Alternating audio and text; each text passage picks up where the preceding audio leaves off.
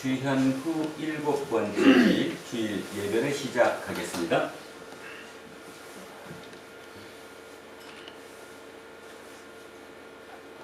그러므로 형제들아, 내가 하나님의 모든 자비하심으로 권하노니 너희 몸을 하나님이 기뻐하시는 거룩한 산 제물로 드리라. 이는 너희가 드릴 영적 예배니라. 오늘 우리는 하나님께 영과 진리로 예배 드리려고 여기 모였습니다. 마음을 하나로 모으십시오. 찬양하라 내 영혼아, 찬양하라 내 영혼아, 온 마음과 정성 다하여 주 찬양하라.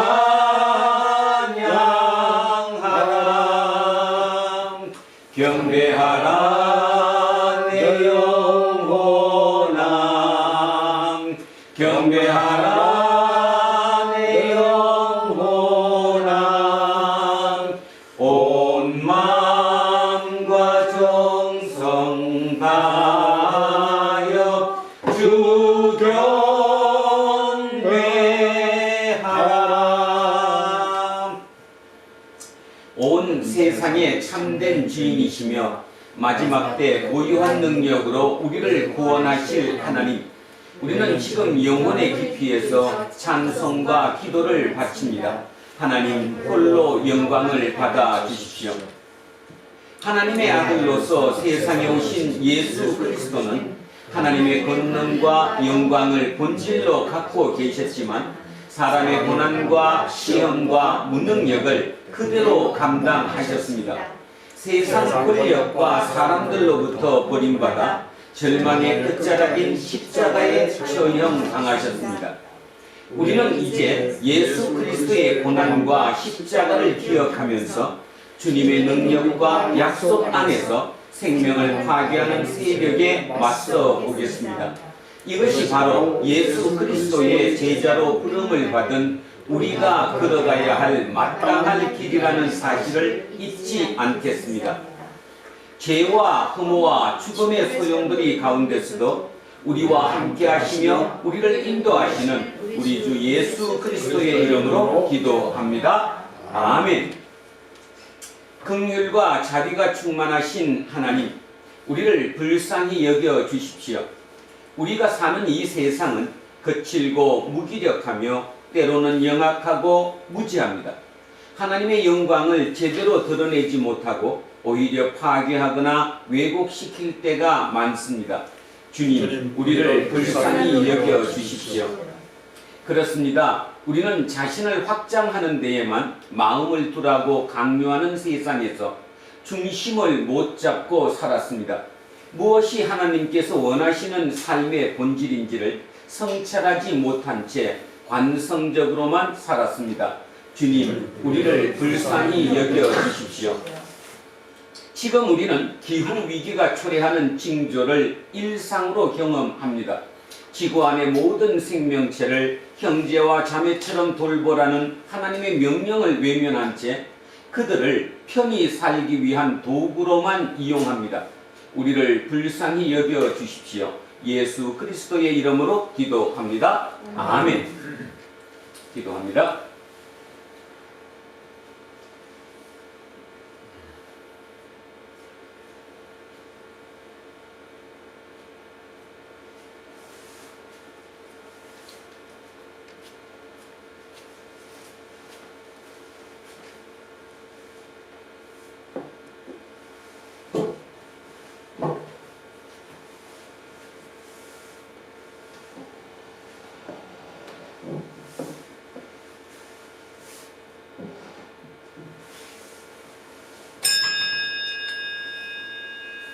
예배를 인도하는 목사로서 저는 하나님의 선하심과 자비하심에 근거해서 그리고 지난 2000년 역사를 통해서 이어진 교회의 예배 전통에 따라서 예수 그리스도의 이름으로 여러분에게 선포합니다.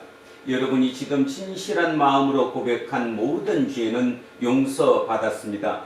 기뻐하십시오. 그리고 이웃의 잘못도 같은 마음으로 용서하십시오. 아멘. 자, 다 자리에 앉아 주십시오.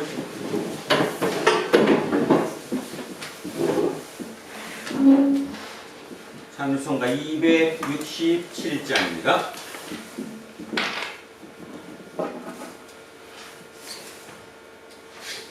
주의 확실한 약속의 말씀 듣고 주만 믿으면 구원을 얻으리라. 할렐루야 할렐루야. 내가 예수를 믿어 그의 흘리신 피로 내 죄 씻었네. 할렐루야 할렐루야. 내가 예수를 믿어 그의 흘리신 피로 내 죄 씻었네. 나의 갈 길이 험하고 위험하나 항상 예수의 도우심 믿고 가네. 할렐루야 할렐루야. 내가 예수를 믿어 그의 흘리신 피로 내 죄 씻었네. 할렐루야 할렐루야.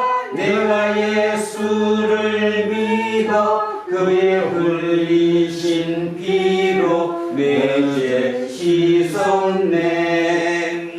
주의 보좌에 천사들 불러서서 우리 구주를 높이어 찬양하네. 할렐루야 할렐루야. 내가 예수를 믿어 그의 흘리신 피로 내 죄 씻었네. 할렐루야 할렐루야. 내가 예수를 믿어 그의 흘리신 피로 내 죄 씻었네. 예언자들과 왕들도 환열대로 황금길 따라 나와 찬송하네. 할렐루야 할렐루야. 내가 예수를 믿어 그의 흘리신 피로 내 죄 씻었네. 할렐루야 할렐루야. 내가 예수를 믿어 그의 흘리신 피로 내 죄 씻었네. 우리 모두 다 그 반열 뒤따르며 함께 즐거운 찬송을 부르리라. 할렐루야 할렐루야. 내가 예수를 믿어 그의 흘리신 피로 내 죄 씻었네.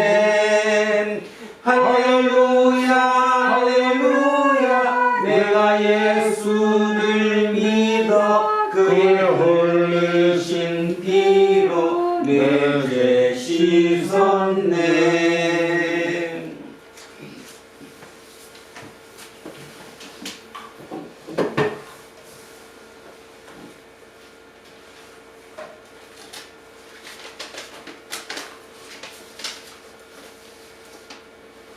오늘도 이렇게 복된 성의를 저에게 허락해 주셔서 신령과 진정으로 주님께 예배드리게 됨을 진심으로 감사드리옵나이다.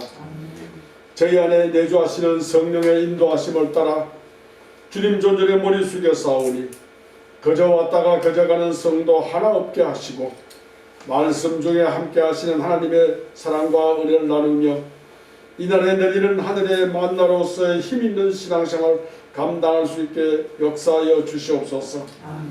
좋으신 하나님 아버지, 간절히 원하옵기는 작금의 현실에서 지구별을 흔들고 있는 괴질의 코로나19로 인한 삶의 변화된 방향을 정확히 추적할 수 있는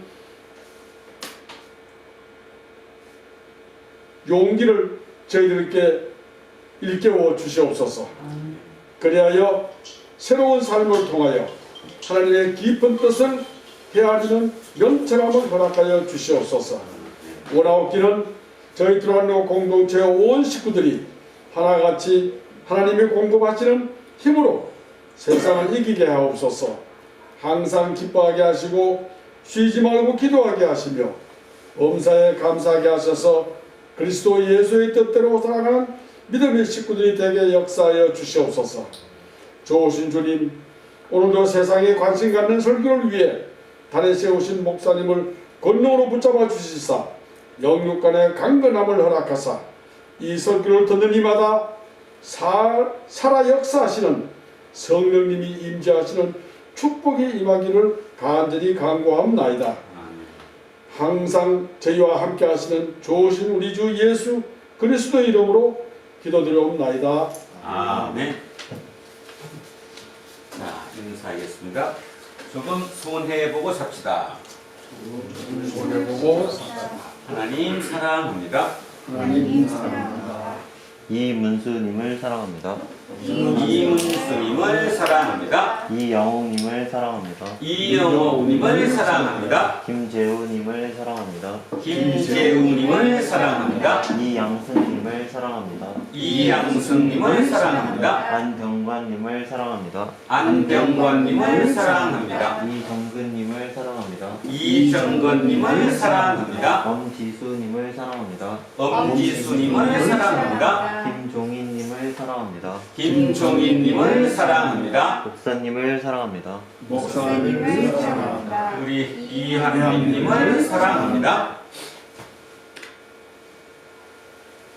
함께하지 못한 모든 분들도 사랑합니다. 마음속으로 함께해 주십시오.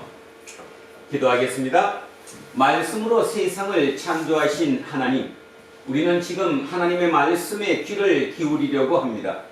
우리의 몸을 살리는 음식만이 아니라 우리의 영혼을 살리는 하나님의 말씀이 우리의 일상적인 삶과 궁극적인 삶에서 필수적이라는 사실을 믿습니다.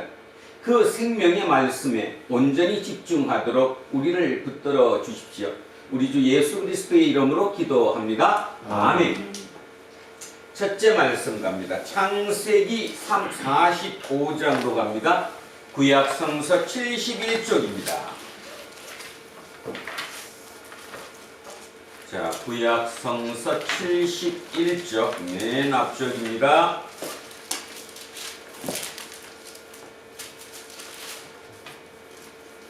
창세기 45장 3절에서 15절까지 말씀입니다.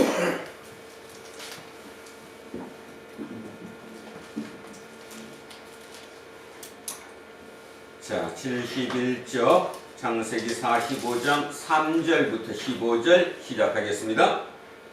요셉이 그 형들에게 이르되 나는 요셉이라 내 아버지께서 아직 살아 계시니까 형들이 그 앞에서 놀라서 대답하지 못하더라.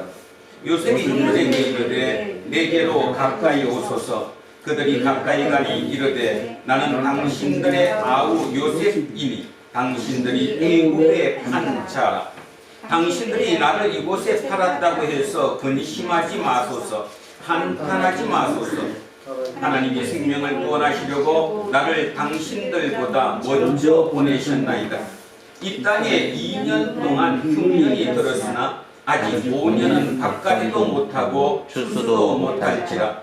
하나님은 큰 구원으로 당신들의 생명을 보존하고 당신들의 후손을 세상에 두시려고 나를 당신들보다 먼저 보내셨나니 그런즉 나를 이리로 보낸 이는 당신들이 아니요 하나님이시라. 하나님이 나를 바로에게 아버지로 삼으시고 그 온 집의 주로 삼으시며 애굽 온 땅의 통치자로 삼으셨나이다. 당신들은 속히 아버지께로 올라가서 아뢰기를 아버지의 아들 요셉의 말에 하나님이 나를 애굽 전국에 주로 세우셨으니 지체 말고 내게로 내려오사 아버지의 아들들과 아버지의 손자들과 아버지의 양과 소와 모든 소유가 고센 땅에 머물며 나와 가깝게 하소서. 흉년이 아직 5해가 있으니 내가 거기서 아버지를 복양하리이다. 아버지와 아버지의 가족과 아버지께 속한 모든 사람에게 부족함이 없도록 하겠나이다 하더라고 전하소서. 당신들의 눈과 내 아우 베냐민의 눈이 보는 바 당신들에게 이 말을 하는 것은 내 입이라. 당신들은 내가 애국에서 누리는 영화와 당신들이 본 모든 것을 다 내 아버지께 아뢰고 속히 모시고 내려오소서 하며 자기 아우 베냐민의 목을 안고 우니 베냐민도 요셉의 목을 안고 우니라. 요셉이 또 형들과 입맞추며 안고 우니 형들이 그제서야 요셉과 말하니라. 아멘. 자, 성시교독 하겠습니다. 시편 37편으로 갑니다. 구약 성서 828쪽입니다. 구약 성서 828쪽 시편 37편 1절에서 15절까지 말씀입니다.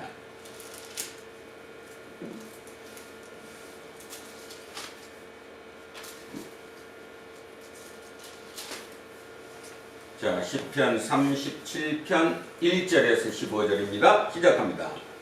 악을 행하는 자들 때문에 불평하지 말며 불의를 행하는 자들을 시기하지 말지어다. 그들은 불과 같이 속히 배임을 당할 것이며 푸른 채소같이 쇠잔할 것이미로다. 여호와를 의뢰하고 선을 행하라. 땅에 머무는 동안 그의 성실을 먹을거리로 삼을지어다. 또 여호와를 기뻐하라. 그가 내 마음의 소원을 내게 이루어 주시리로다. 내 길을 여호와께 맡기라. 그를 의지하면 그가 이루시고 내 의를 빛같이 나타내시며 내 공의를 저모의 빛같이 하시리로다. 여호와 앞에 잠잠하고 참고 기다리라. 자기 길이 형통하며 악한 꾀를 이루는 자 때문에 불평하지 말지어다. 분을 거치고 노를 버리며 불평하지 말라. 오히려 악을 만들 뿐이라. 진실로 악을 행하는 자들은 끊어질 것이나 여호와를 소망하는 자들은 땅을 차지하리로다. 잠시 후에는 악인이 없어지리니 내가 그것을 자세히 살필지라도 없으리로다. 그러나 온유한 자들은 땅을 차지하며 풍성한 화평으로 즐거워하리로다. 악인이 의인치기를 꾀하고 그를 향하여 그의 일을 가는도다.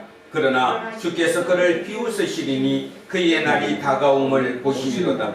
악인이 칼을 빼고 활을 당겨 가난하고 궁핍한 자를 엎드러뜨리며 행위가 정직한 자를 죽이고자 하나 그들의 칼은 오히려 그들의 양심을 찌르고 그들의 활은 부러지리로다. 아멘. 자, 둘째 말씀 고린도전서로 갑니다. 신약성서 283쪽입니다.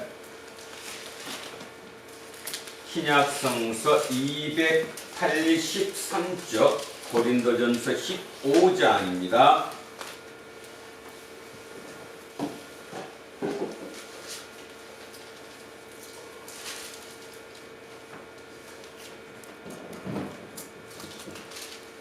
자, 고린도전서 15장 35절에서 50절까지 말씀입니다.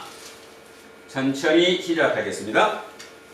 누가 묻기를 죽은 자들이 어떻게 다시 살아나며 어떠한 몸으로 오느냐 하리니 어리석은 자여 너가 뿌리는 씨가 죽지 않으면 살아나지 못하겠고 또 내가 뿌리는 것은 장래의 형체를 뿌리는 것이 아니요 다만 밀이나 다른 것의 알맹이 뿐이로되 하나님이 그 뜻대로 그에게 형체를 주시되 각 종자에게 그 형체를 주시느니라. 육체는 다 같은 육체가 아니니 하나는 사람의 육체요 하나는 짐승의 육체요 하나는 새의 육체요 하나는 물고기의 육체라. 하늘에 속한 형체도 있고 땅에 속한 형체도 있으나 하늘에 속한 것의 영광이 따로 있고 땅에 속한 것의 영광이 따로 있으니 해의 영광이 다르고 달의 영광이 다르며 별의 영광도 다른데 별과 별의 영광이 다르도다. 죽은 자의 부활도 그와 같으니 썩은 것으로 심고 썩지 아니할 것으로 다시 살아나며 욕된 것으로 심고 영광스러운 것으로 다시 살아나며 약한 것으로 심고 강한 것으로 다시 살아나며 육의 몸으로 심고 신령한 몸으로 다시 살아나나니 육의 몸이 있은즉 또 영의 몸도 있느니라. 기록된 바 첫사람 아담은 생명이 되었다 함과 같이 마지막 아담은 살려주는 영이 되었나니 그러나 먼저는 신령한 사람이 아니요 육의 사람이요 그 다음에 신령한 사람이니라. 첫사람은 땅에서 났으니 흙에 속한 자이거니와 둘째 사람은 하늘에서 나셨느니라. 무릇 흙에 속한 자들은 저 흙에 속한 자와 같고 무릇 하늘에 속한 자들은 저 하늘에 속한 이와 같으니 우리가 흙에 속한 자의 형상을 입은 것 같이 또한 하늘에 속한 이의 형상을 입으리라. 형제들아 내가 이것을 말하노니 혈과 육은 하나님의 나라를 이어받을 수 없고 또한 썩은 것은 썩지 아니하는 것을 유업으로 받지 못하느니라. 아멘. 셋째 말씀 누가복음으로 갑니다. 99쪽입니다. 앞쪽으로 나오셔서 99쪽 누가복음 6장 27절에서 38절까지 말씀입니다. 99쪽 누가복음 6장 27절에서 38절입니다.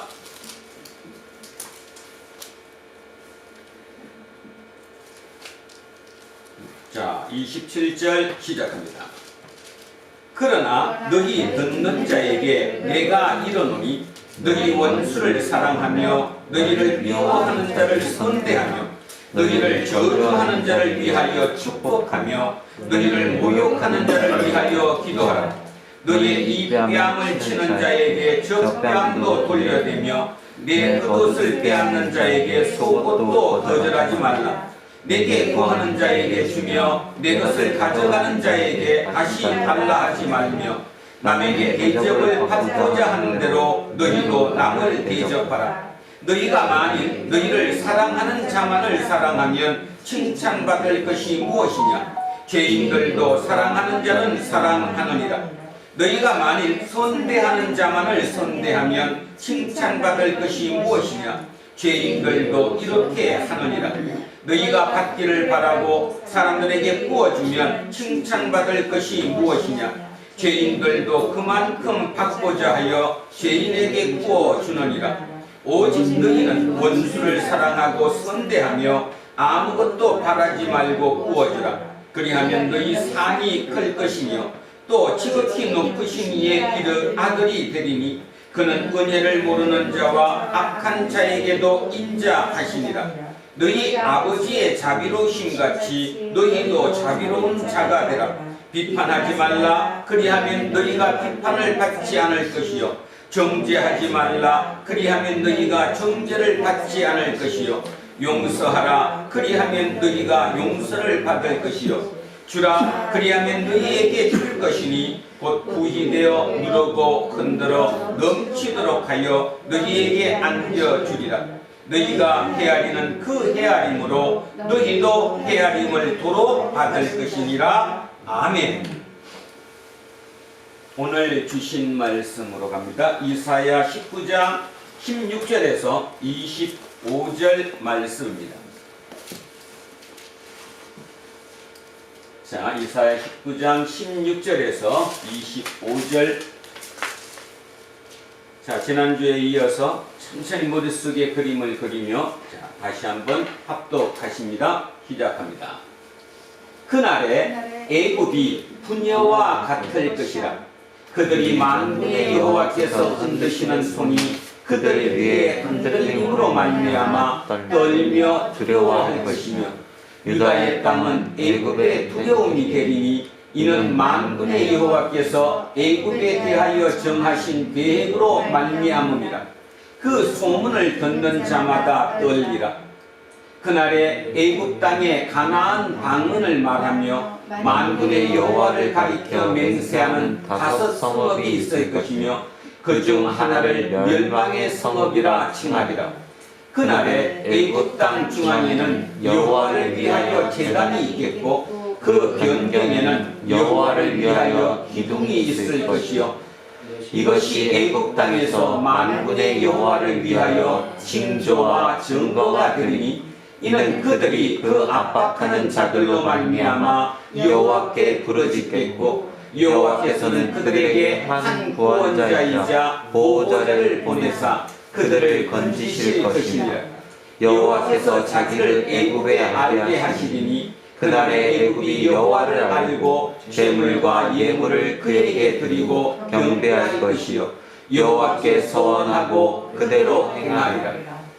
여호와께서 애굽을 치실지라도 치시고는 곧 치실 것이므로 그들이 여호와께로 돌아올 것이라. 여호와께서 그들의 간구함을 들으시고 그들을 고쳐 주시리라. 그날에 애굽에서 아수르로 통하는 대로가 있어 아수르 사람은 애굽으로 가겠고 애굽 사람은 아수르로 갈 것이며 애굽 사람이 아수르 사람과 함께 경배하리라. 그날에 이스라엘이 애굽 및 아수르와 더불어 셋이 세계 중에 복이 되리니 이는 만군의 여호와께서 복 주시며 이르시되 내 백성 애굽이여 내 손으로 지은 아수르여 나의 기업 이스라엘이여 복이 있을지어다 하실 것임이라. 아멘.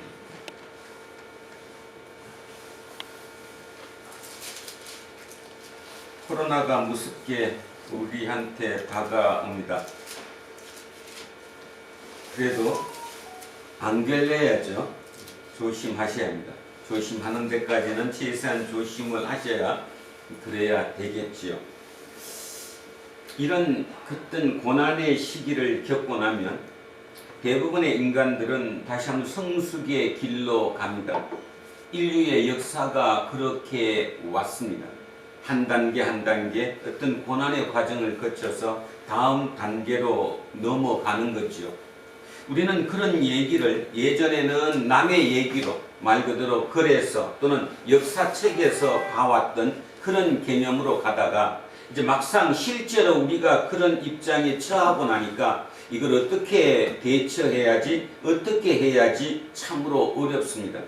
냉정해지셔야 하고 진짜 나를 바라볼 수 있어야 합니다. 그리고 하늘을 쳐다볼 수 있어야 되겠지요. 자, 오늘도 그 생각을 하며 예전에 하나님께서 우리에게 말씀하셨던 그 얘기를 다시 한번 살펴보고자 합니다. 오늘의 설교 제목은 그래서 길을 잃은 그들, 길잡이가 되다라는 제목을 삼았습니다. 길을 잃었습니다. 우왕좌왕입니다. 어떻게 대해야 될지를 잘 모릅니다. 자, 길을 잃었다는 것은 굉장히 나쁜 것이기도 하지만 한편 생각하면 길을 잃었다는 것은 나를 확장시키는 기회임을 잊지 않아야 합니다. 만약에 사람들이 어떤 길을 잃는 이런 기회를 우리에게 주지 않는다면 자기를 확장시키지 않습니다. 그리고 자기들은 딱 그 틀 안에서만 살죠. 인간의 삶이 그렇죠. 우리 장로님만 하더라도 아주 그래도 연세가 가장 많으니까 저 세월 사시는 동안 얼마나 많은 길을 잃음이 있었겠습니까? 근데 그 길을 잃음을 통해서 확장돼 나가는 거죠. 더 많은 것을 보게 되는 거고 더 멀리를 보게 될 수 있는 겁니다. 그러니까 무조건 우리는 안전하고 편하게 아무 걱정 없이 내 거를 지키는 그게 좋을 거라고 생각하지만 실제는 그러지 않는다는 거죠. 요즘 우리 사회가 참 문제가 많습니다. 그죠? 많은 이유는 일제강점기라고 하는 그런 시간을 거쳤고 그 다음에 연이어서 동족상잔이라고 하는 6.25라는 그런 과정을 거쳤습니다. 그리고 70년 가까이 왔습니다. 이제 한 2세대 넘어간 거지요. 두 세대를 너무 평안한, 진짜 편안한 모든 걸 위해서 넘어가다가 보니까 문제는 그 첫 세대 정도만 돼도, 아니 그 두 번째 정도 세대만 돼도 그래도 옛날에 그 고생했던 거, 우리가 여기까지 오게 된 게 어떻게 왔다는 그런 경험치를 직접적으로 또는 간접적으로 가지고 있기 때문에 그래도 보는 눈이 조금은 넓어서 받아들이지요. 그런데 어떻습니까? 3세대로 넘어가니까, 이제 손자 세대로 넘어가니까 그들은 전혀 그런 걸 경험하지 않았습니다. 그들은 6.25도 거치지 않았고 일제강점기라는 말도 역사책에서만 배웠을 뿐 실제 몸으로 체험한 적이 한 번도 없지요. 그렇죠? 그랬더니 그들이 지금 어떻습니까? 생각하는 지경이 좁습니다. 조금만한 고통에도 어떻게 해야 될지를 모릅니다. 그죠? 그래서 뭐 세대를 낮춰서 뭐 MZ세대다 뭐 무슨 세대다 이렇게 얘기하지만 아주 심각한 지경이 오는 이유가 뭐냐? 인간에게는 고통이 필수적이라는 거죠. 필수적입니다. 그 고통을 통해서 다음을 보는 거지 그걸 거치지 않으면 절대로 다음을 보지 않습니다. 그런 면에서 길을 잃는다는 것은 어쩌면 축복입니다.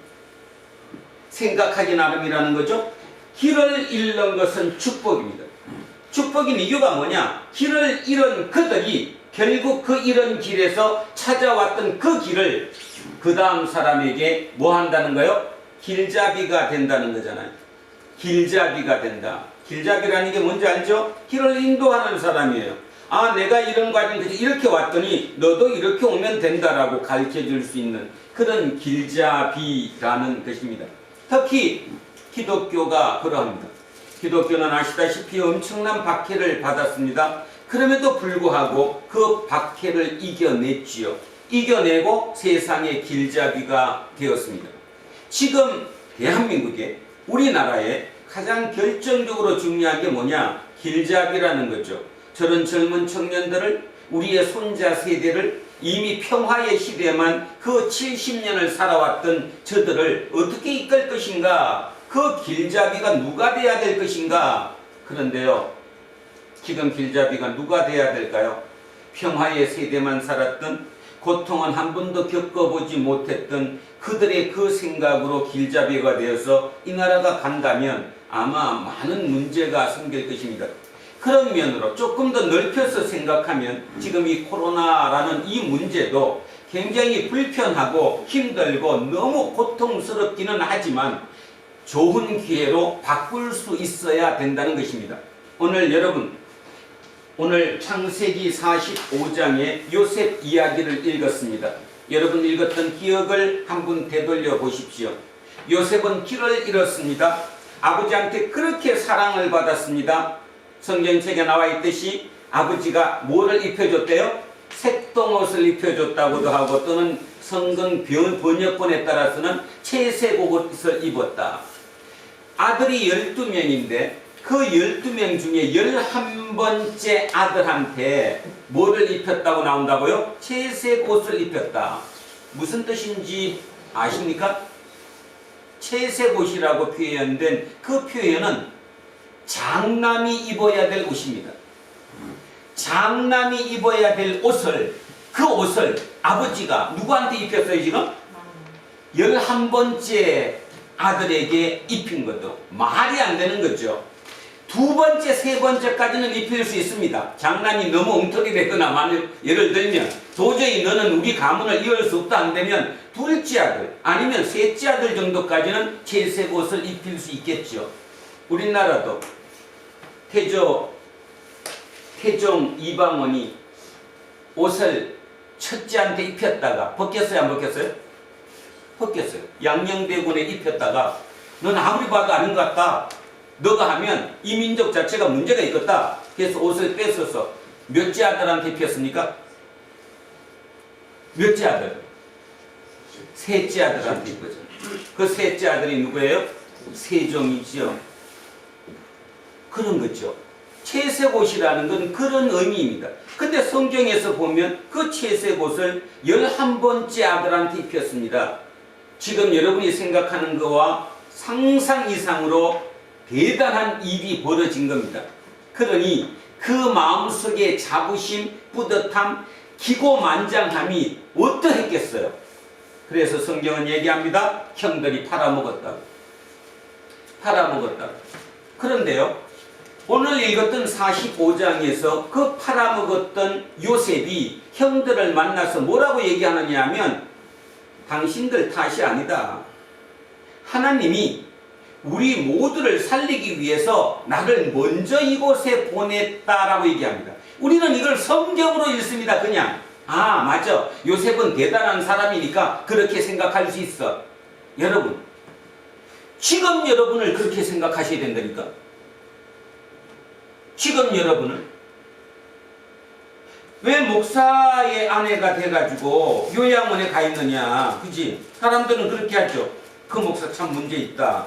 문제 있습니다, 저도. 그래서 제 아내가 얼마나 늙었는지 보이죠. 요즘 진짜 팍상 늙은 것 같아요. 마음이 아프죠. 생각하기 나름이라는 겁니다. 가서 아 그래, 하나님이 나를 여기 대신 보냈겠지. 지금까지 그렇게 견딘다고 저는 생각합니다. 제 기도도 그런 기도를 하고 있는 거고요. 그러면 저게 무조건 고통으로 끝날 것인가? 아니라는 거죠. 그 다음은 엄청난 복이 올 것이라는 것이죠. 마비 한 가지입니다. 성경이 우리에게 가르쳐주는, 특히 요셉을 통해서 가르쳐주는 당신들 탓이 아니라 하나님께서 나를 미리 보내셔서 당신들을 구하기 위해서 미리 보냈다고 생각하라. 이 생각의 전환을 통해서 그는 길잡이가 되었습니다. 한 민족의 길잡이가 되었습니다. 자, 길을 잃은 그가, 길을 잃었던 요셉이라는 그 개인 한 사람이 그 모든 것을 이겨내고 성숙되었습니다. 자기가 보던 그 시야가 아버지 안에만 있었던, 아버지의 보호 속에, 아버지의 보살핌 속에, 아버지의 편애 속에 살았던 그가 그 어린 나이에 팔려가서 그 17년 정도 있는 그 동안의 고통을 통해서 성숙되었습니다. 새로운 세계를 봤기 때문이지요.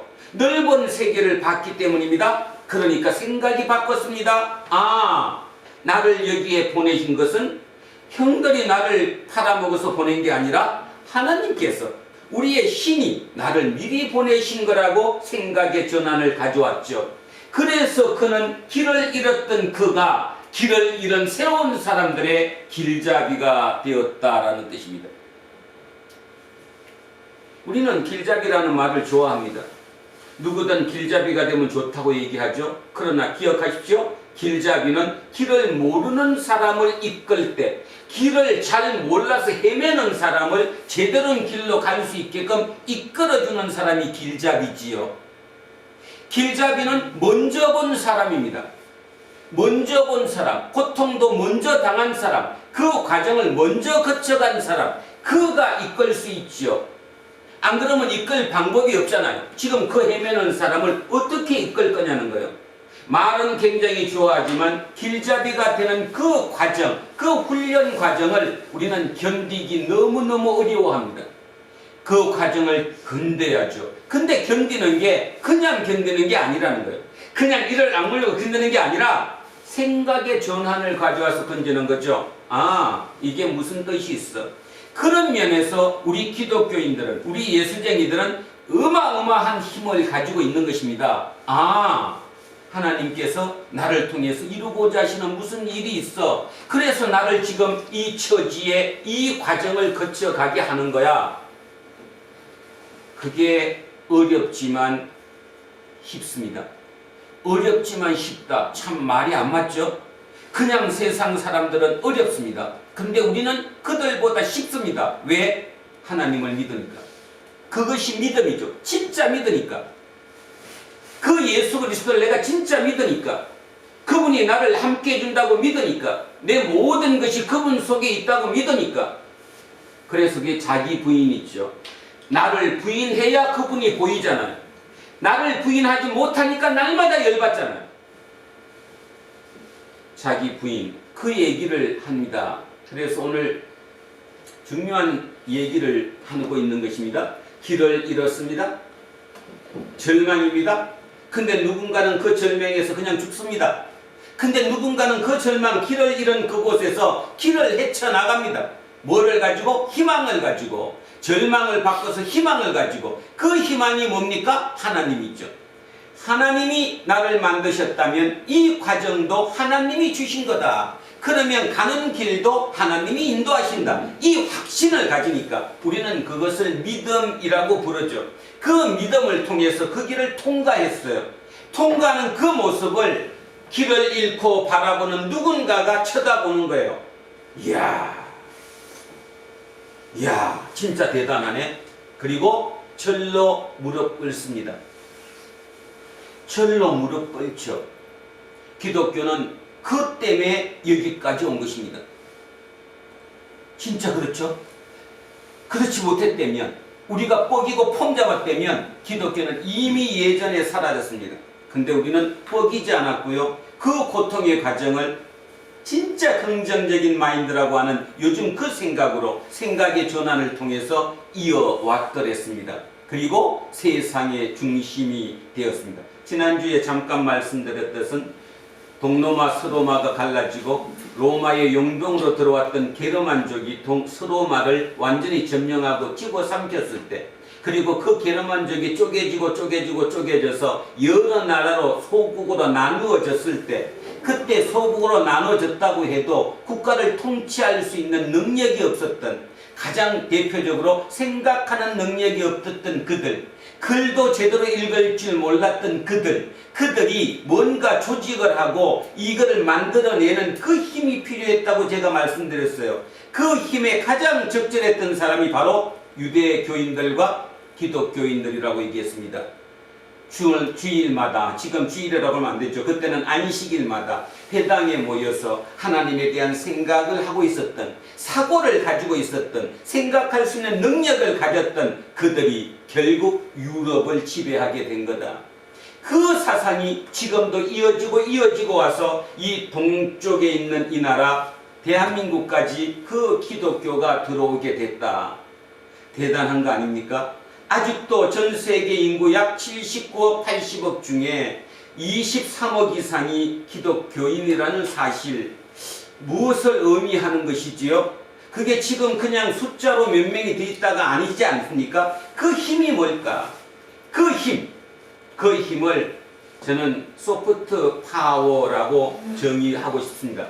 요즘 정치학이라는 정치학 용어에 두 용어가 굉장히 크게 성행합니다. 하나는 하드 파워, 하나는 소프트 파워. 정치학 용어입니다. 요즘 하드 파워의 싸움이죠. 미국과 중국이 경제력과 군사력을 가지고 하드 파워, 그 힘을 갖고 경쟁을 싸웁니다. 그런데 세상은 그게 분명히 싸우는 건 맞는데, 뭔가 안에 있는, 이 눈에는 보이지 않지만 안에를 하는 그것을 소프트 파워라고 그러죠. 정치학에서 소프트 파워는 바로 문화라든가 예술이라든가 어떤 사고, 이것을 소프트 파워라고 합니다.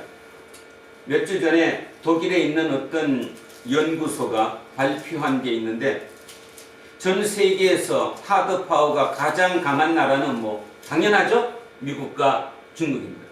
두 하드 파워가 지금 부딪힙니다. 그 힘으로.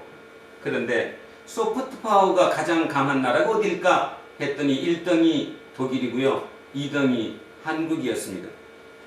좋은 의미로 거기서 얘기했던 소프트 파워는 결국 우리 K라고 앞에 붙이는, 문자 앞에 K가 붙죠. K 컬처, 그죠?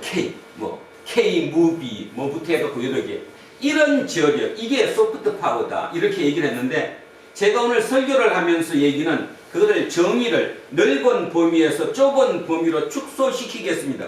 자, 축소시키면 결국 이것입니다. 눈에 보이는 어떤 경제적인 힘, 어떤 사람의 힘, 저 사람이 파워가 있어, 저 사람은 권위가 있어, 힘이 있어 얘기할 때 그 힘이 하드 파워라면 그 사람 속에 흐르는 정신이죠. 저 사람이 어떤 사람이야, 그 정신, 그게 바로 뭘까요? 소프트 파워입니다.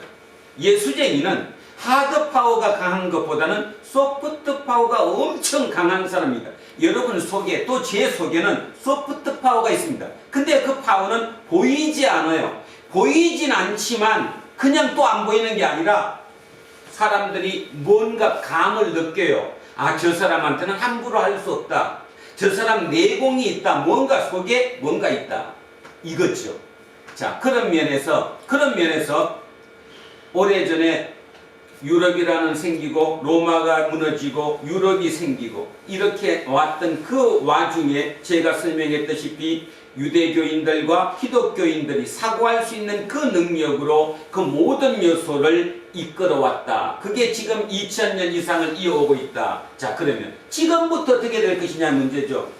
여러분 아시다시피 지금은 과학이 너무 발달했습니다. 인공지능이 나오고 있고요. 뭐 얘기를 하지 못할 정도로 어마어마한 속도로 지금 나오고 있죠. 문제가 뭘까요? 그 어마어마한 속도로 만들어지는 그 모든 것이 하드파워입니다. 눈에 보이는 거니까. 눈에 보이는 그 하드파워인데 지금 인간이 진짜 두려워해야 될 게 뭐죠? 그 하드파워를 움직이는 소프트 파워가 어느 거냐는 거예요. 소프트 파워가. 예를 들면 지금 컴퓨터가 있습니다. 지금 종이니 앞에 놓여있는 저 컴퓨터를 우리는 하드웨어라고 그럽니다. 그 안에서 작동되는 프로그램을 소프트웨어라고 그럽니다.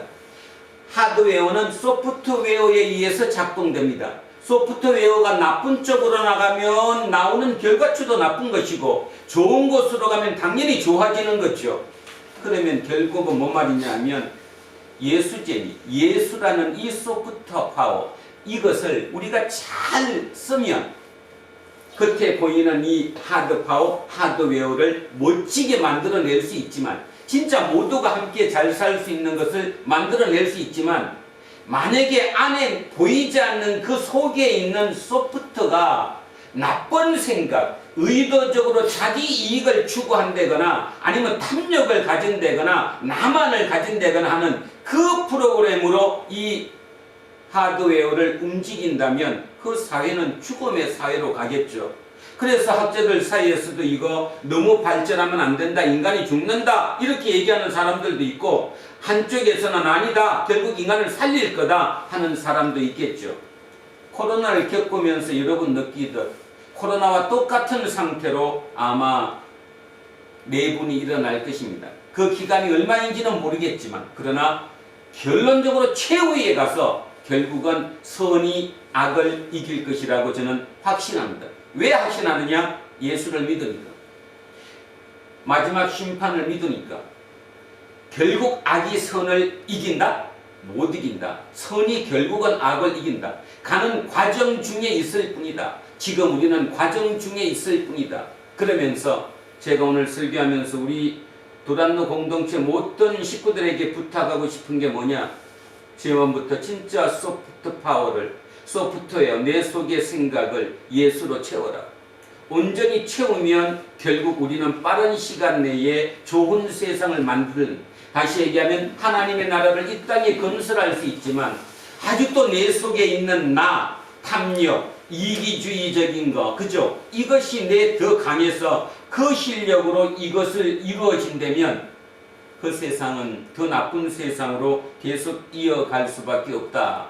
자, 그런 생각을 하면서 오늘 설교 제목을 머릿속에 기억하며 오늘 본문을 한번 보겠습니다.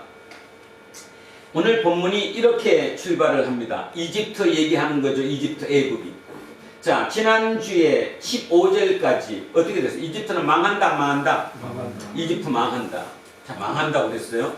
그런데 이제 16절부터는 약간 뭔가 내용이 바뀌고 있습니다. 자, 16절 봅니다. 그날에, 자, 그날이 언젠지는 모르지만 그날에 애굽이, 이집트가 부녀와 같을 것이라. 이집트가 지금 어떻게 돼 있어요? 강해요, 약해요? 이집트가 강해요, 약해요? 강해요. 자, 남쪽은 이집트가 강하고 저 북쪽은 아시리아가 강해요. 지금 미국과 중국처럼 그 당시에도 이쪽 남쪽은 이집트, 위쪽은 아시리아. 이게 지금 충돌하고 있는 거예요, 이렇게. 그 사이에 누가 끼었어요? 요 사이에 누가 끼었잖아요, 지금? 유다가 낀 거죠, 지금? 똑같잖아요. 미국하고 중국이 충돌되는데 지금 거기에 한반도, 한국이 끼었어요. 똑같습니다. 이게 어떻게 될 거냐는 거죠. 누구도 모릅니다. 근데 누구도 얘기합니다. 어떻게 하면 어떻게 될 거라고.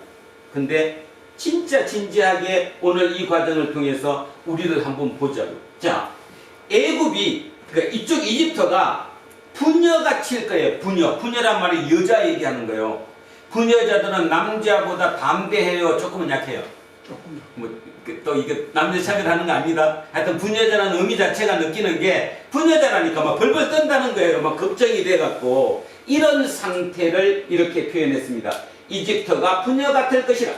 그들이 만군의 여호와께서 흔드시는 손이 그들 위에 흔들림으로 말미암아 떨며 두려워한다. 지금 누구를 두려워한다고요? 만군의 여호와. 여호와인데 앞에 뭐가 붙었어요 지금? 만군의 여호와 붙었어요. 뭐예요 만군의 여호와가? 예, 전쟁신이에요. 전쟁신. 전쟁에 능한 신이라는 거예요. 그 만군의 여호와가 흔드시는 손이 그들 위에 흔들림으로 말미암아 떨며 두려워한다.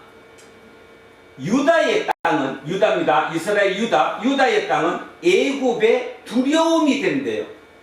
근데 이거 읽으면서 속으로 전부 이상하지 않아요? 아니 도대체 언제 양쪽 나라가 이 유다를 두려워한 적이 언제 있어? 항상 이집트는 유다를 속국으로 삼았는데 따지고 들면, 그죠? 그 작은 나라가 이 나라에 어떻게 두려움이 됐겠어요? 말 같은 소리 해야지. 이상하지 않습니까? 근데 딱 한 분 있었어요. 언제일 것 같아요? 언제 이집트가 야 이거 안 되겠는데 진짜 저 나라 있었는데 바로 히스기야 왕 때 뭐에 의해서? 전염병에 의해서, 그죠? 그들은 뭐라고 생각했어요? 하나님이 힘이 와서 싸워줬다. 18만 5천 명이 죽었던 그런 경험치.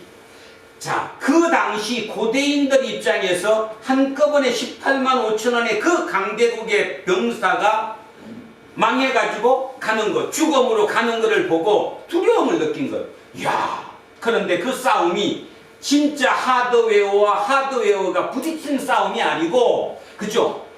전혀 생각하지 못했던, 그게 바로 소프트웨어잖아요. 소프트 파워에 의해서 하드 파워를 이겨낸 이 사건. 이것을 보면서 애굽이 두려워했다는 거예요. 그래서 그들이 유다의 땅은 애굽의 두려움이 되리니 이는 만군의 여호와께서 애굽에 대하여 정하신 계획으로 말미암음이라. 그 소문을 듣는 자마다 떨리라. 그러니까 그 만군의 여호와께서 너네 어디를 건드리겠다? 이집트를 건드리겠다. 이집트도 그 손 아래에 있다. 이렇게 돼서 이들이 두려워한다. 이런 뜻을 얘기했습니다. 우리나라로 한번 바꿔봅시다. 5천년 역사 중에 한국은 항상 중국의 속국이었습니다. 아니라고 누구도 부인하지 못하죠. 단지 차이점이 있었다면 다른 나라처럼 직접 중국 왕이 와서 한국을 통치하진 않았습니다. 조공을 바치는 그런 관계였죠. 한국 역사의 특이한 점이죠.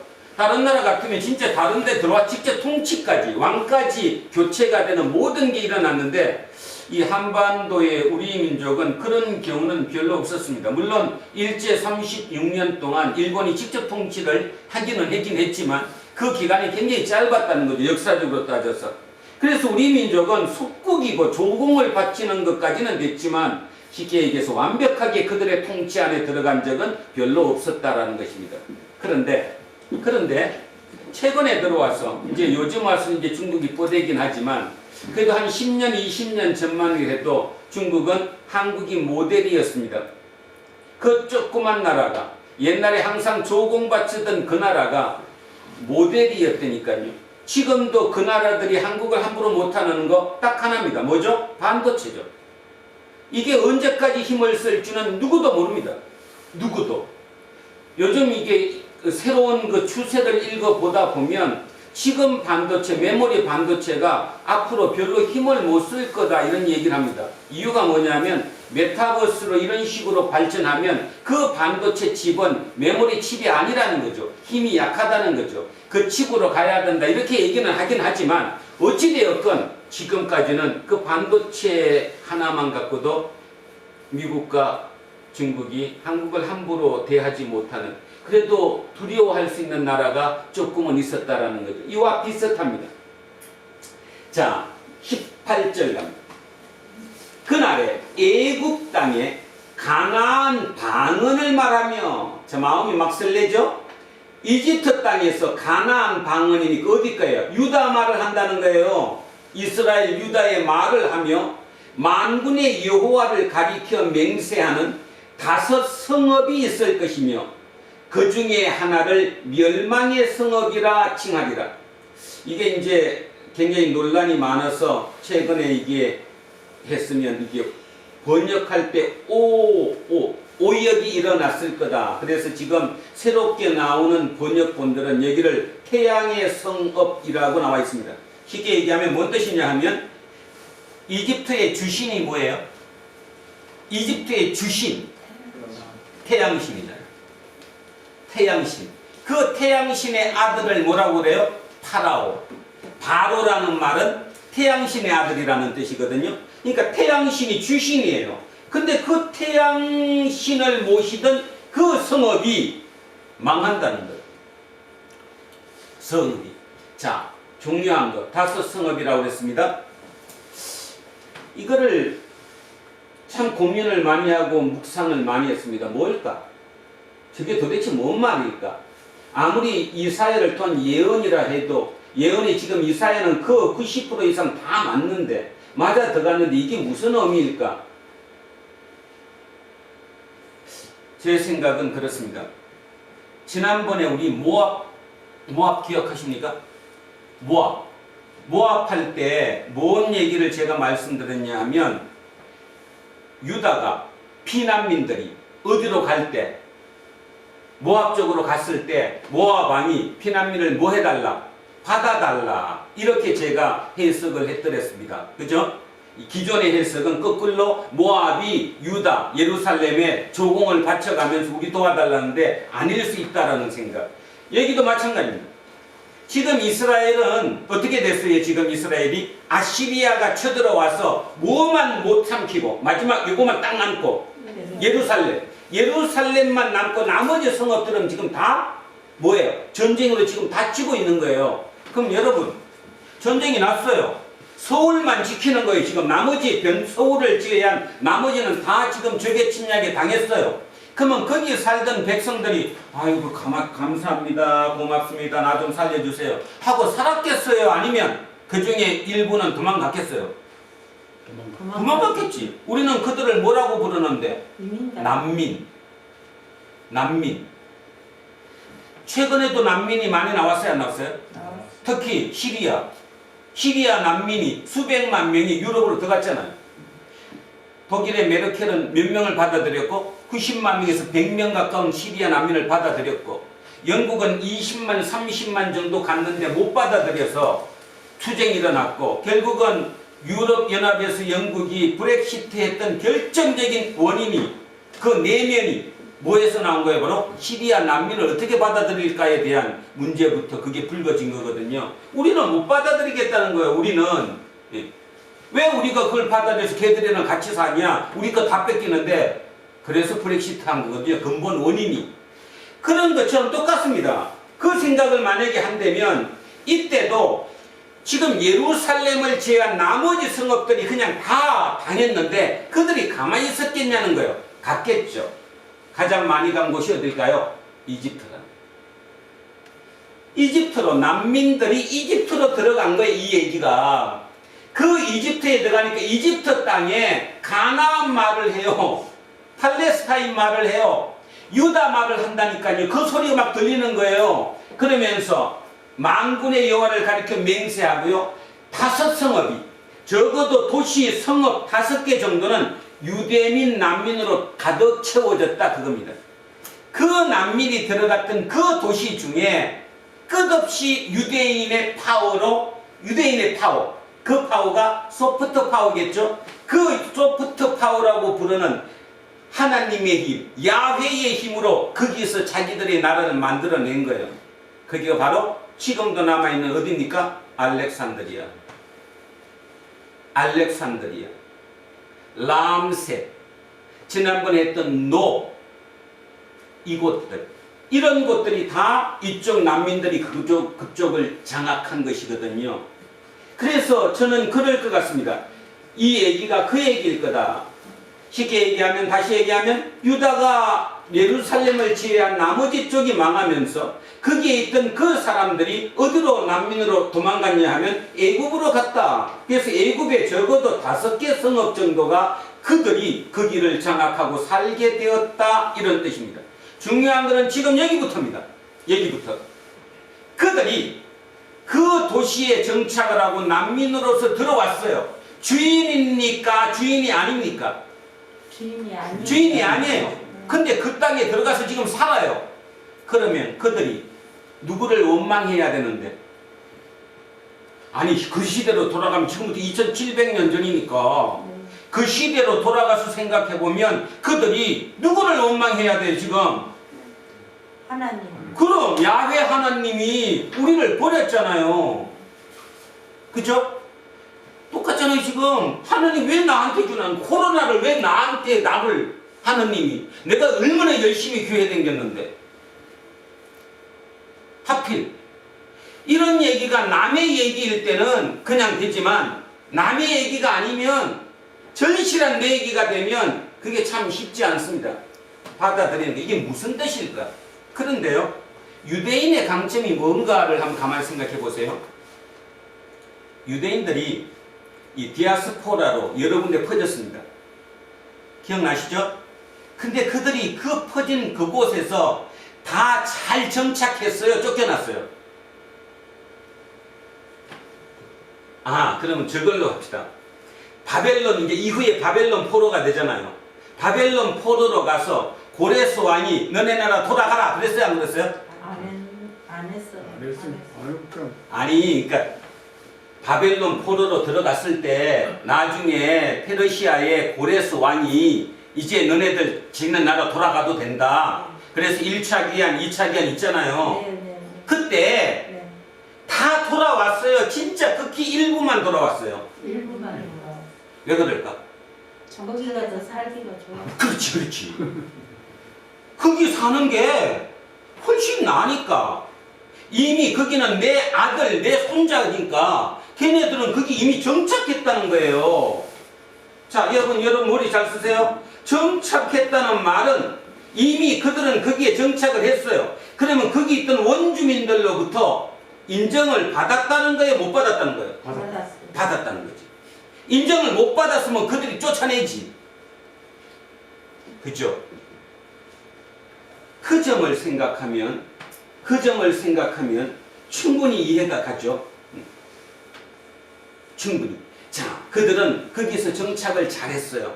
그러면 여기서 이제 여러분, 도대체 그 원래 살던 원주민들이 국가에서 강제적으로 이주시켰거나 아니면 난민으로 왔던 그들이 그 성읍에서 사는데, 그런데도 불구하고 그들이 왜 그들을 쫓아내지 않았을까? 뭔가 틀렸기 때문이겠죠. 그게 뭘까라는 겁니다. 뭐였을까? 자, 두 개로 나눕시다. 과연 그게 하드 파워였을까? 소프트 파워였을까? 자, 머리 빨리 굴려보세요. 그들이 거기 정착했어요. 거기 원주민들이 그들하고 그냥 같이 살아요. 쫓아낼 생각을 안 해요.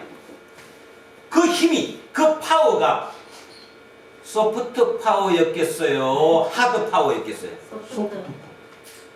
역시 우리 교인들은 진짜 똑똑하시네. 소프트 파워지. 하드 파워로 적기 때문에 도망오는 사람들이잖아요 지금. 그들이 그 하드 파워 때문에 원주민이 이들을 못 물리친 게 아니라 그들이 갖고 있는, 눈에 보이지 않는 그 속에 있는 힘, 그 소프트 파워의 힘 때문에 그들을 같이 사는 거거든요. 그러면 그 소프트 파워의 힘이 뭘까? 뭘겠어요? 야훼 하나님이지. 신앙이죠. 근데 그 신앙이 이집트만 해도 다신교예요. 주신이 태양신이긴 하지만 다신교의 사고를 갖고 있던, 신관을 가지고 있던 그들 입장에서 유일신, 야훼신을 모시고 있는 그들의 모습에서 뭔가를 봤어요, 안 봤어요? 뭔가를 본 거죠. 저건데? 맞는데? 그 힘일 것이라는 거죠. 그래서 그 생각하면서 할 수 있습니다. 그날의 애굽 땅입니다. 이집트 땅에 가나안 방언, 쉽게 말해서 유다 말을 해요. 만군의 여호와를 가리켜 맹세하는 5 성읍이 있을 것이며 그 중에 하나를 바로 태양신의 성읍이라 불렀던 곳이다. 그날에 애굽 땅 중앙에는 여호와를 위하여 제단이 있겠고, 자, 여호와를 모시는 제단까지 만들었어요. 그 변경에는 여호와를 위하여 기둥이 있을 것이라. 기둥은 뭐예요? 이게 지켜주는 신처럼 이렇게 말뚝이 서 있다라는 거거든요. 경계를 나타내잖아요. 이럴 정도로 그 안에서 완전히 중심 세력이 됐다는 거예요. 뭘로? 소프트웨어로. 다시 얘기하면 소프트 파워로 중심이 된 거라는 겁니다. 저는 지금 이게 우리에게 필요하다고 생각합니다. 4차 산업혁명 어떻게 튈지도 아무도 하지 못하는, 이미 누군가는 5차, 6차까지도 이미 예상하고 있는, 이 코로나가 끝나고 나면 그게 겉으로 드러나게 되면 어떤 결과로 드러날지 누구도 모르는, 진짜 어찌 보면 길을 잃고 방황하는 현대인들에게 길잡이가 뭘까? 길잡이가 뭘까? 길잡이는 예수 그리스도입니다. 예수 그리스도의 소프트 파워입니다. 그게 뭐예요? 오늘 아까도 읽었잖아요. 끝없이 남에게 희생할 수도 있어야 되고, 남에게 같이 더불어 함께 살아야 되고, 내 거를 더 축적해야 되는 거. 그거잖아요. 가장 인간답게 사는 거잖아요. 예수께서 이 땅에 오셔서 3년 공사에 갔던 그 모습 그대로잖아요. 그것이 우리의 파워가 될 거라는 겁니다. 지금까지 우리는 어떻게 했느냐 하면, 그게 뭐가 우리 파워냐? 그것 때문에 우리가 이렇게 됐는데, 이렇게 생각합니다. 그게 10년 전까지는 맞았을지 모릅니다. 아니, 우리 식으로 조금 바꿔서 얘기하겠습니다. 10년 전, 15년 전, 20년 전만 해도 대한민국에 막 책이 막 쏟아졌습니다. 대한민국이 6.25 때문에 망했다고, 공자 때문에 망한 나라라고. 기억하십니까? 네. 예. 공자가 죽어야 산다. 지금 어떻습니까? 그렇게 해서 공자를 버리고 살아왔더니 지금 경제가 이렇게 좋아졌는데, 세계 10대 경제 대국이 되었는데, 국민소득 3만 달러를 넘어섰는데 어떠냐고요? 이제 아셔야 된답니다.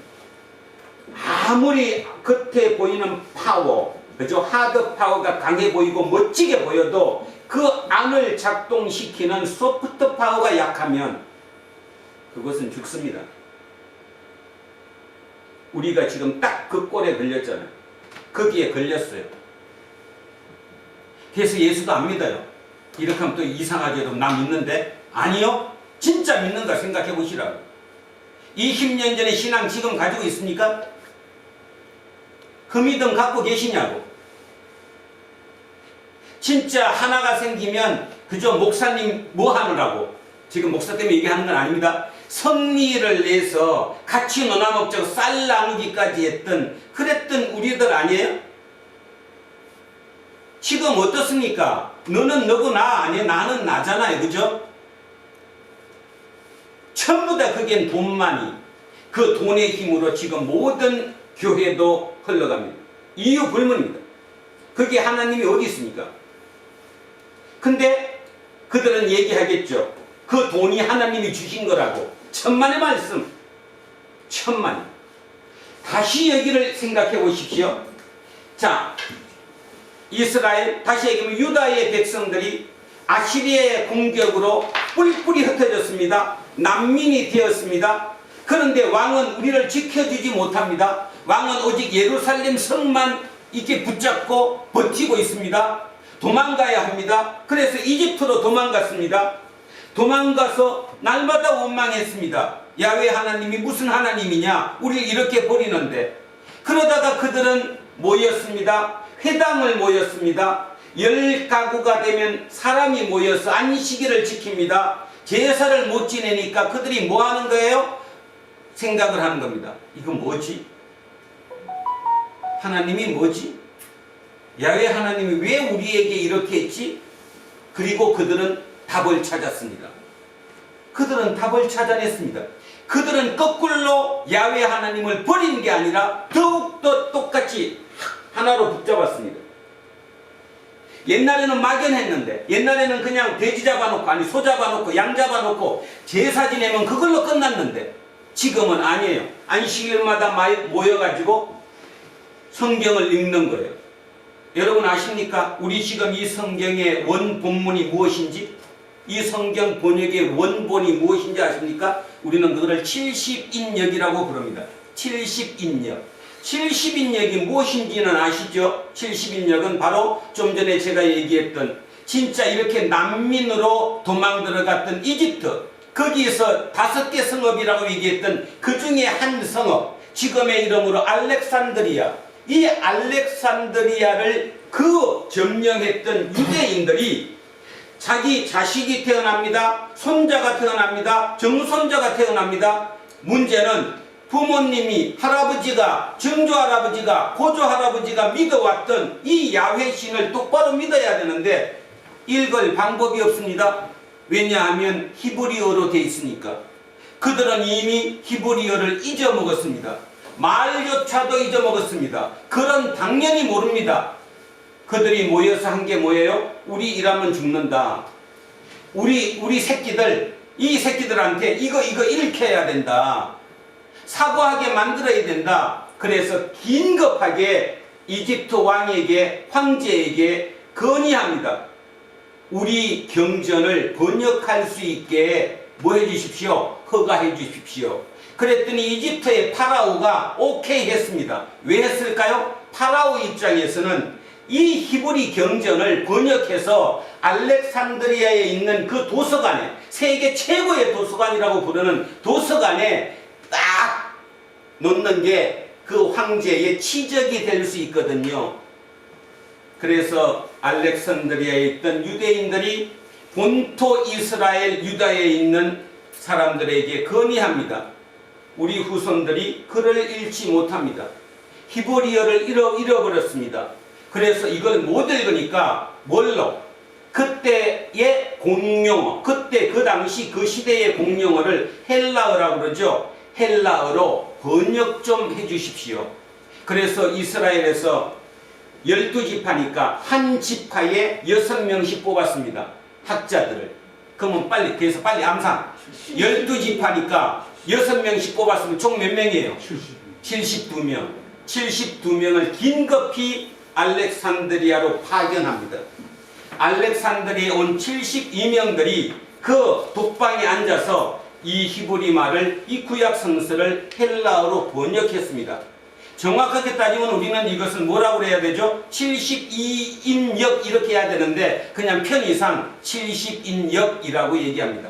그 70인역으로 번역된 그 성경, 그게 지금 여러분 보고 계시는 우리 구약 성경의 원본입니다. 무엇을 얘기하는지 알겠죠? 지금 하나님의 역사를 아시겠습니까? 얼마나 불편했겠습니까? 왕이 우리를 지켜주지도 못하고 우리의 신인 야훼가 우리를 버렸습니다. 난민으로 이집트 땅으로 들어왔습니다. 그 삶이 얼마나 팍팍했겠냐고요. 그런데 길을 잃은 그들이 거기서 길을 찾았습니다. 그래도 야훼야, 그분을 우리가 제대로 몰라서 그런 거야. 너무가 우리로 범위를 축소시켜서 선민이라는, 우리가 선택받은 선민이라는 이걸로 너무 축소시켜 놨기 때문에 우리가 그 틀을 벗어나지 못한 거야. 더 넓게 보면 충분히 알 수 있어. 그리고 그들은 야훼 하나님을 새롭게 해석을 했지요. 그래서 그들은 길잡이가 되었습니다. 그로부터 2000년이 아니라 700년이 흘러서 예수 그리스도가 예루살렘을 중심으로 해서 옛날 그 유다 땅, 그저 이스라엘 땅에서 사역을 시작했습니다. 여러분 성경 읽을 때, 제가 사도행전 할 때 기억하시나 모르겠네요. 사도 바울이 개척해 놓고 간 그 에베소 교회인가요? 거기에 누가 왔잖아요. 이집트 알렉산드리아에서. 누구였습니까? 아볼로. 그죠? 근데 아볼로는 뭐를 몰라요? 세례의 물세례, 그러니까 요한이 줬던 물세례 외에 성령 세례를 모른다고 나오죠. 성경에 그렇게 기록되어 있습니다. 그랬더니 누구의 그 부부 있잖아, 아굴라하고 브리스길라가 자기 집에 아볼로를 데리고 와서 가르쳐주죠. 성령 세례가 뭐라고. 그 말의 의미가 뭔 뜻입니까? 아볼로는 어디서 교육을 받았어요? 알렉산드리아에서 교육받았어요. 쉽게 말하면 디아스포라 유대인입니다. 근데 그들도 그 정도의 막강한 실력을 갖고 있는 거예요. 그래서 지금의 기독교 교리가 만들어진 3대, 3군데의 큰 그 지역이 있는데 그 중에 첫째가 어딥니까? 당연히 로마, 그 다음이 에베소가 아니라 안디옥, 그 다음에 지금 여기 알렉산드리아. 이 3군데가 지금 우리의 기독교를 만들어낸 곳입니다. 교리를 만들어낸 곳. 그 정도로 이 이집트의 기독교는 만만찮은 거죠. 굉장히 센 것입니다. 그죠? 그리고 하나만 더 추가하겠습니다. 마가복음을 쓴 마가가 알렉산드리아 유학생 출신입니다. 마가가 알렉산드리아에서 유학했다고요. 그리고 왔어요. 그리고 나중에 예수의 제자가 되고 그 언저리에서 이렇게 하다가 다시 AD 50년경에 도로 알렉산드리아에 가서 예수님에 대한 기독교, 초기 기독교의 공동체를 새로 만들었습니다. 그게 아직도 남아있죠. 그게 바로 곱틱교라고 해요. 곱틱교회. 이집트에 가면 아직도 남아있는 곱틱교회가 마가가 만든 공동체입니다. 그런데 곱틱교회에게는 쉽게 얘기하면 로만 카톨릭하고는 또 완전히 별개입니다. 새로운 하나의 세력이 된 거죠.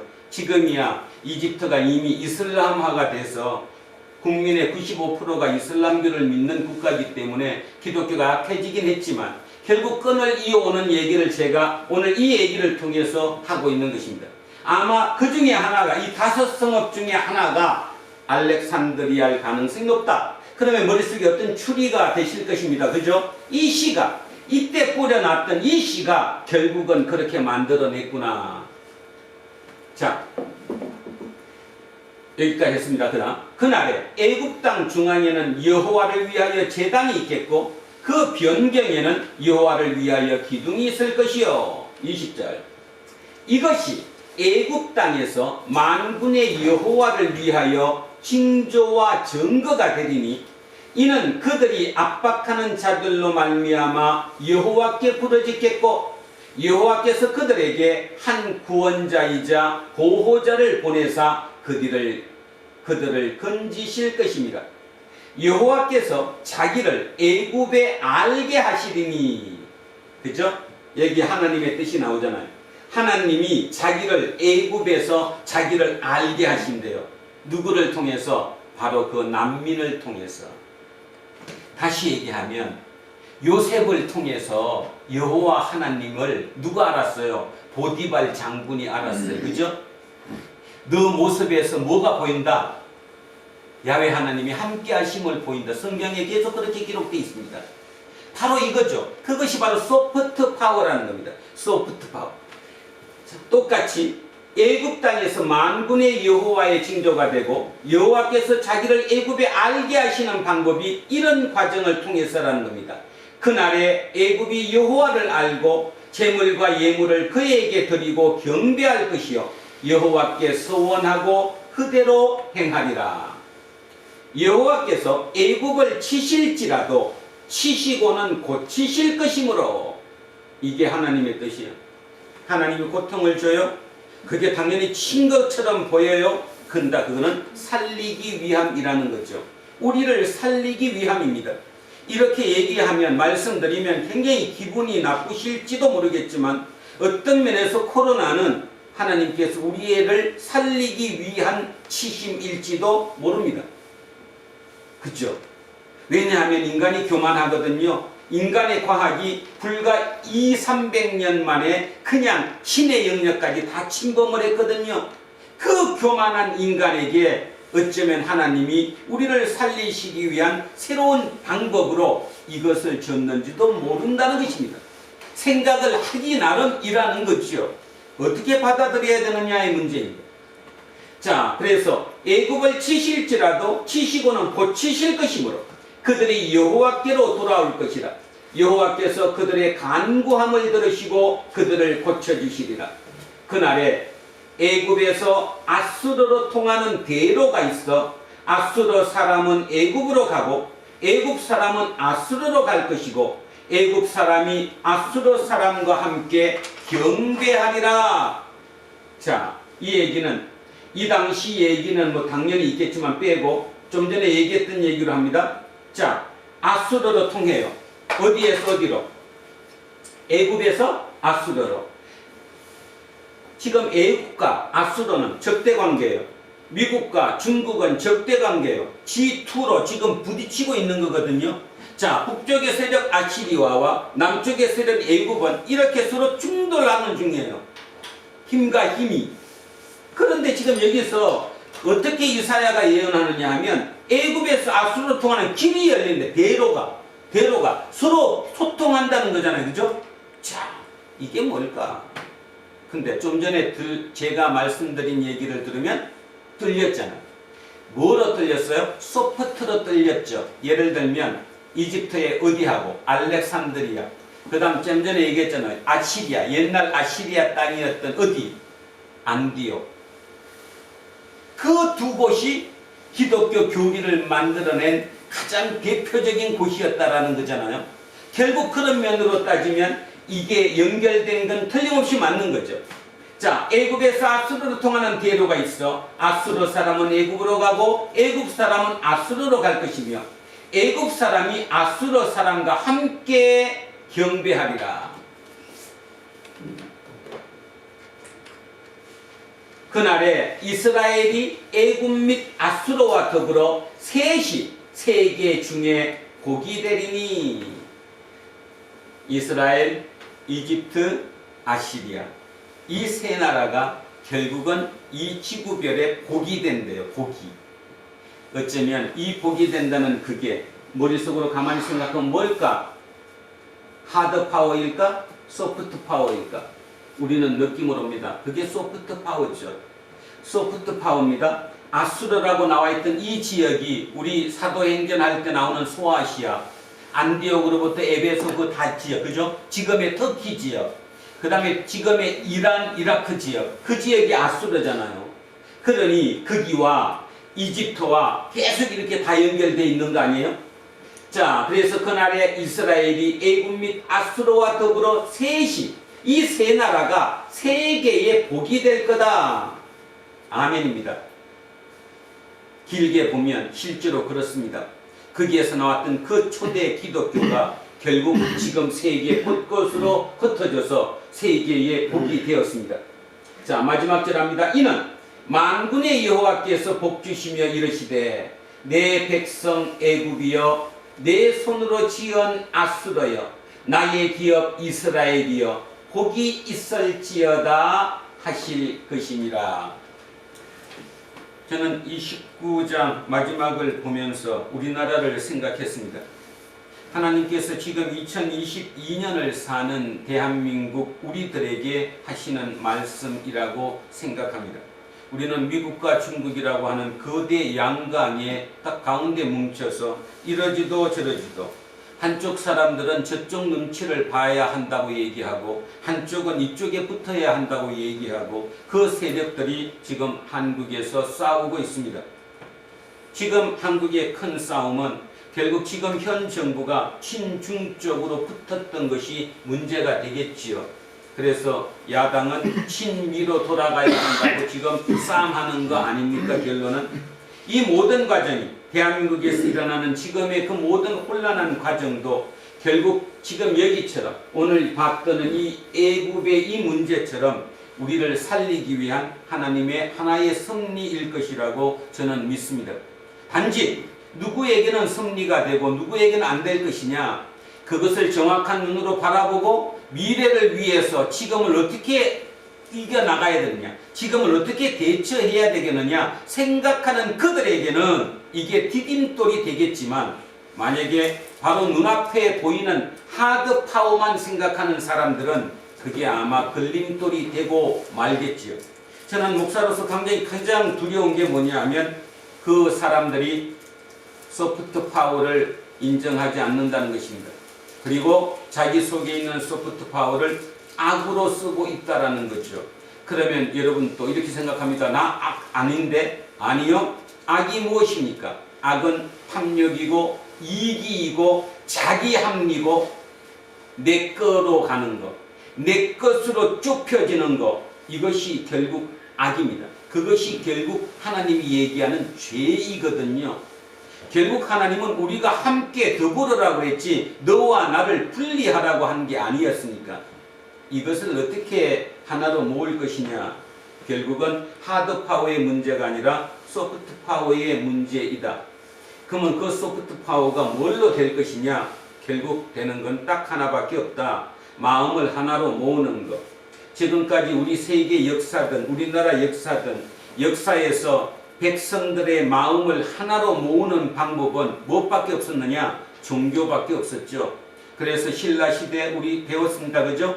고구려 백제 신라 할 때 어디가 뭐를 불교를 받아들였다. 그죠? 소수비 막 문년에 받아들였다. 이렇게 우리 시험 볼 때 외우잖아요. 왜 그렇습니까? 그때 드디어 백성들이 하나로 되었다는 거예요. 불교가 들어왔는데 왜 하나가 되었을까요? 말 그대로 그걸로 마음을 하나로 모았기 때문이지요. 소프트 파워가 된 것입니다. 그래서 그 힘으로 살았듯이 지금 우리도 그것을 모아야 할 때라고 생각합니다. 그것만 잘 모으면 우리는 미국과 중국 양 강대국 속에서도 새로운 힘을 발휘할 수 있는 민족이 될 여건이 상당히 높다라는 거죠. 우리는 진짜 높습니다. 어쨌든 4차 산업이라고 표현을 하든 어떤 표현을 하든 그의 모든 기본적인 재료를 우리는 다 가지고 있거든요. 그것을 하나로 모아낼 수 있는 그 힘이 바로 예수의 힘에서 나와야 된다. 결국 예수는 가치를 추구하는 것입니다. 그 가치 추구가 소프트 파워라는 것을 잊지 않았으면 좋겠습니다. 모든 사람들이 같이 살아가면서도 저 사람은 틀려.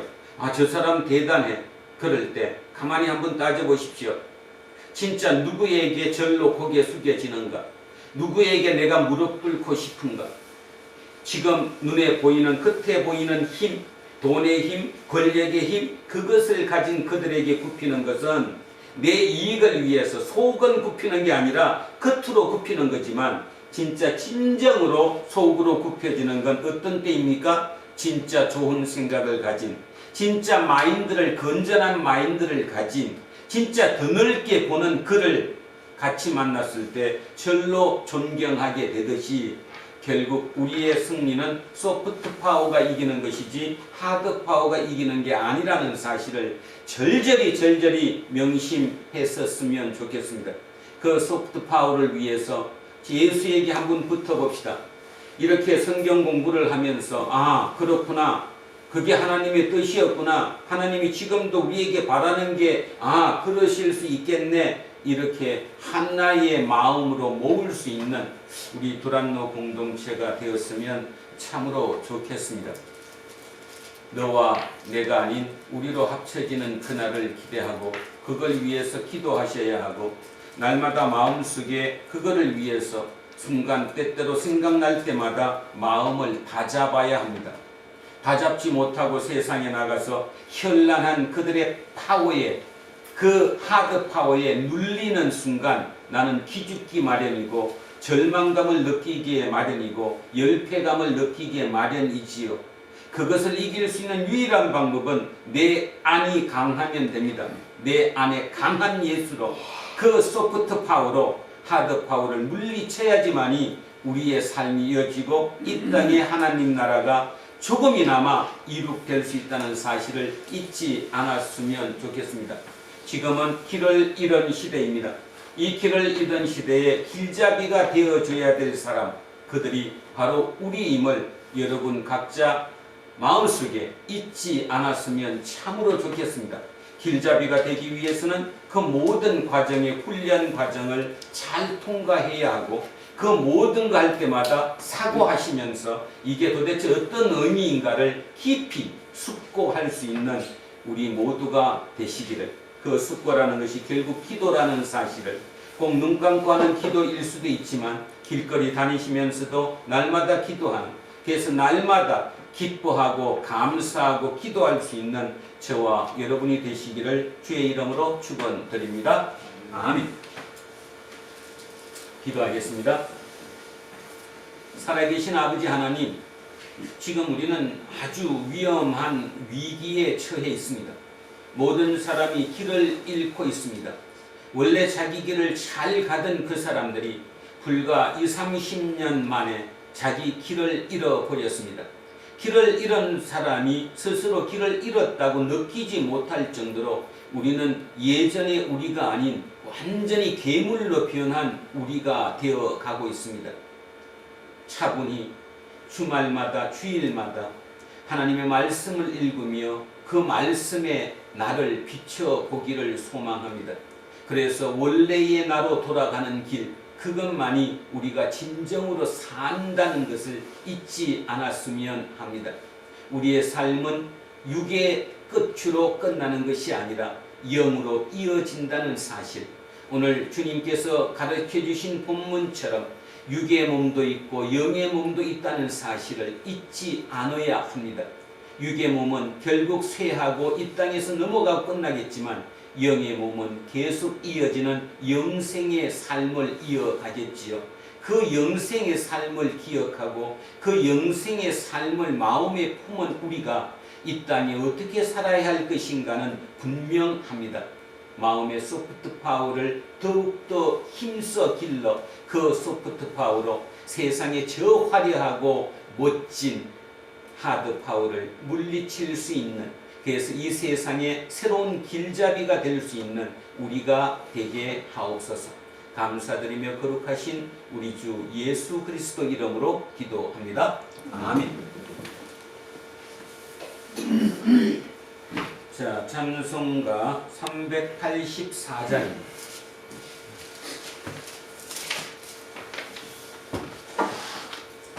나의 살 다가도록 예수 인도하시니 내 주 안에 있는 긍휼 어찌 의심하리요.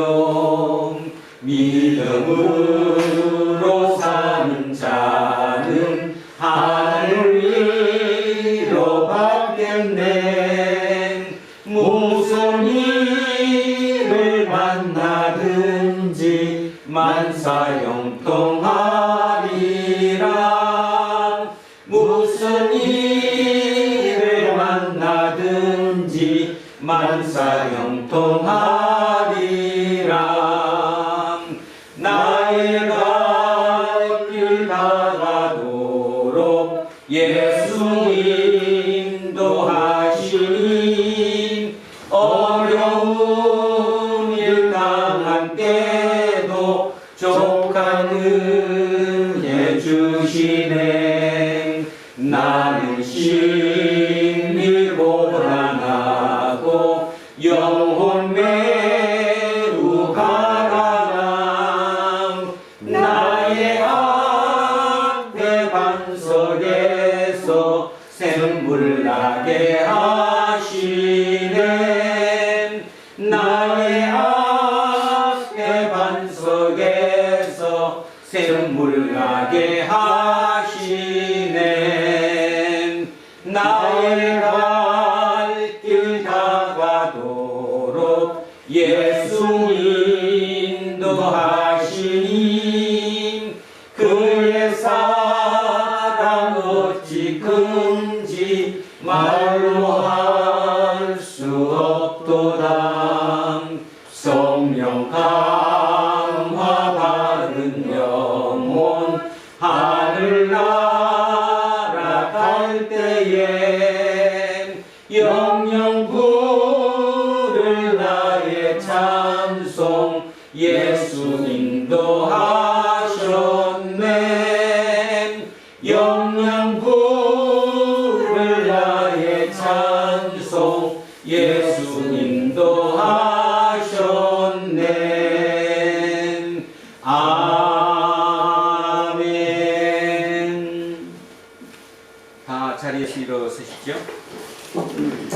사도신경으로 신앙 고백 드리겠습니다. 나는 전능하신 아버지 하나님 천지의 창조주를 믿습니다. 나는 그의 유일하신 아들 우리 주 예수 그리스도를 믿습니다. 그는 성령으로 잉태되어 동정녀 마리아에게 나시고 본디오 빌라도에게 고난을 받아 십자가에 못 박혀 죽으시고 장사된 지 사흘 만에 죽은 자 가운데서 다시 살아나셨으며 하늘에 오르시어 전능하신 아버지 하나님 우편에 앉아 계시다가 거기로부터 살아있는 자와 죽은 자를 심판하러 오십니다. 나는 성령을 믿으며 거룩한 공교회와 성도의 교제와 죄를 용서하는 것과 몸의 부활과 영생을 믿습니다. 아멘. 내게 있는 모든 것을 겸손하게 드리네. 세상 욕심 멀리하니 나를 받아주소서. 주께 드리네, 주께 드리네. 사랑하는 구주 앞에 모두 드리네. 사랑하는 주님께 모두 드립니다. 오늘도 이 예물에 우리의 온 마음을 담아 함께 올려드립니다. 성령님께서 역사하시는 그 마음을 주님께 올려드리오니 그 마음을 통해 하나님의 뜻 이 땅에 이루시는 그 모든 과정 이끌어 가시옵소서. 그 도구로 진심으로 쓰임받기를 소원하오니 하나님 함께 하시고 우리를 통해 이 땅을 새롭게 하여 주시옵소서. 감사드리며 거룩하신 우리 주 예수 그리스도 이름으로 기도합니다. 아멘. 우리는 세상이 읽고 있는 성경이다. 우리는 세상이 원하는 신앙 고백이다. 우리는 세상이 관심 갖는 설교다. 하늘에 계신 우리 아버지의 이름을 거룩하게 하시며 아버지의 나라가 오게 하시며 아버지의 뜻이 하늘에서와 같이 땅에서도 이루어지게 하소서. 오늘 우리에게 일용할 양식을 주시고 우리가 우리에게 잘못한 사람을 용서하여 준 것 같이 우리 죄를 용서하여 주시고 우리를 시험에 빠지지 않게 하시고 악에서 구하소서. 나라와 권능과 영광이 영원히 아버지의 것입니다. 아멘. 오늘 주신 말씀에 새 힘 얻어서 세상으로 나가서 살아갈 때엔 나 혼자 힘으로 늘 부족하오니 주여 나를 도우사 승리하게 하소서. 아멘. 오늘 우리는 대면 또는 비대면의 방식으로 주연 후 7째 주일 공동 예배를 드렸습니다. 방식은 달랐으나 성령 안에서 우리는 하나의 마음으로 예배에 참여했습니다. 이제 각자의 일상으로 돌아가십시오. 길을 잃고 헤매는 그곳에서 예수님과 함께 사는 우리 예수쟁이가 길잡이가 되어야 한다는 사실을 잊지 말고 최선을 다해 살아가십시오. 이제는 우리 주 예수 그리스도의 은혜와 하나님 아버지의 영원하신 사랑과 성령님께서 우리와 함께 하시고 우리의 길을 인도하시니 오늘 이곳에 고개 숙인 우리 모두에게와 우리의 자녀들과 가정 위에 일터와 사업체 위에 그리고 이 나라 이민족 위에 이대로부터 영원토록 함께 하시기를 간절히 축원하옵나이다. 아멘.